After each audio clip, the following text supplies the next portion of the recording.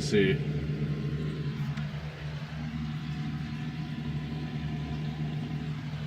So these are the other two animals that I bought yesterday at the Reptile Expo.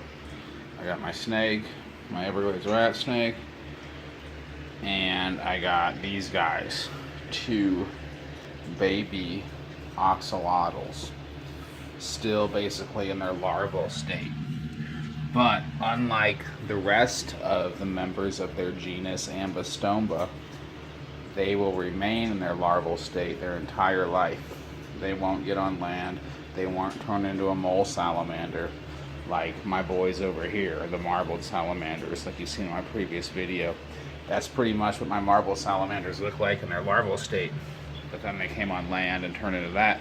You know, you've seen them, what's in there in my video, you know, my previous videos. But these guys are neotenites. They exhibit neoteny, which means they remain in their larval state their entire life. So their whole lives they'll be, you know, a foot long, 6 years old, still looking like that. They won't turn into a salamander. And they're called axolotyls, and it's a certain genus. It's Ambostomba mexicombum or something like that. And these guys are Ambostomba opacum.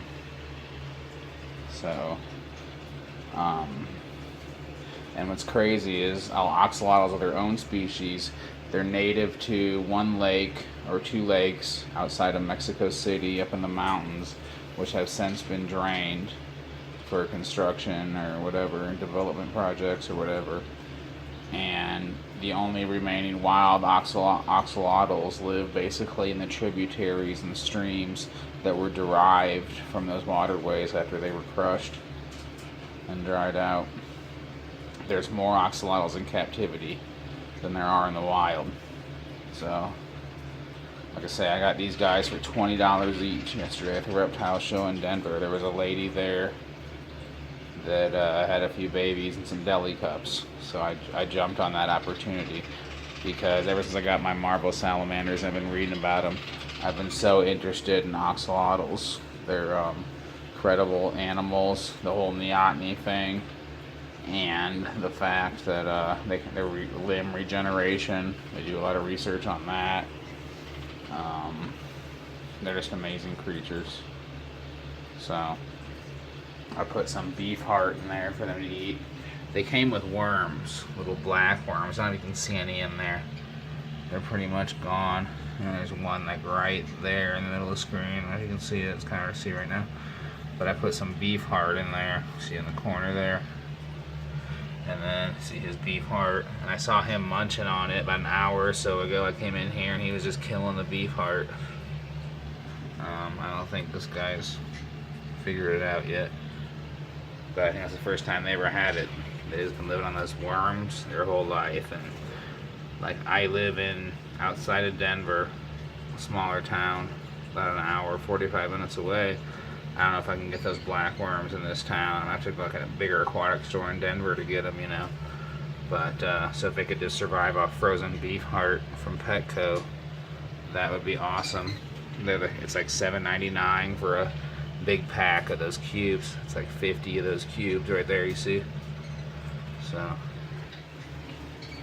just got to make sure we do water changes often. This is not their permanent thing, just like the snake. Everyone's in temporary housing right now. Eventually I'd like to put them together in a 50-gallon aquarium I have. But for now I'm going to raise them separate. In the next couple of days I'm going to get some more hide spots, this and that, some plants, stuff like that. But they say you should keep the bottom bare for easy cleaning and to monitor their health. And when they're real young, you don't want any filter. Kind of like the filter I have for my turtles over here. Like even that's too much. So it can like mess with their gills because they have external gills. Too hard of a current in the water. It's kind of like us going out and breathing really hard on a cold, windy day, right? We'll burn our lungs, get a cold, whatever. So, but I think for now they're doing awesome. The only thing I need to figure out is how to keep them cold. Like my marble salamanders here. Frozen bottle of water. I have two. I alternate them every 12 hours. foil and rags over it, keeps it insulated on the sweater box vent. There's ventilation holes on the side. These guys, I need to figure out something similar. Even it's just like, you know, melting like non-chlorinated ice cubes over them, or just pouring in cold water. I don't know. Look at them swim around, man. Absolutely awesome creature. And apparently they say you can find neotenic tiger salamanders up in the Rocky Mountains here in Colorado in the right kind of lakes. You just got to find it.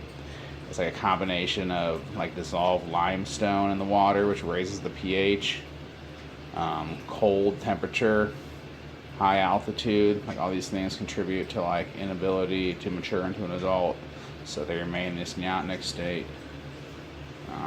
Alternatively, these are also what regular tiger salamander larvae would look like if you just went out here in Colorado in about another 3 or 4 weeks, late March, early April, just started searching waterways and vernal pools and cesspools, actually, and you know, little streams off rivers and shit like that. Like I live off the Platte River right around here. You can find all sorts of tiger salamander larvae. So I'll keep you posted on that. Maybe we'll do a little fun with that here another month. But I just wanted to get some good captive bred axolotyls and start my own breeding program. Maybe that would be awesome. I know a lady a town over from here, about 20 miles in Longmont, that breeds them. And you know, the adults go for about 75, 100, 120 each, depending on their genes. And these are both wild type, so they can produce anything. They don't look the most extravagant themselves, but the offspring they could produce is, you know, anything. But truly awesome animals. We'll end it on that. See you guys.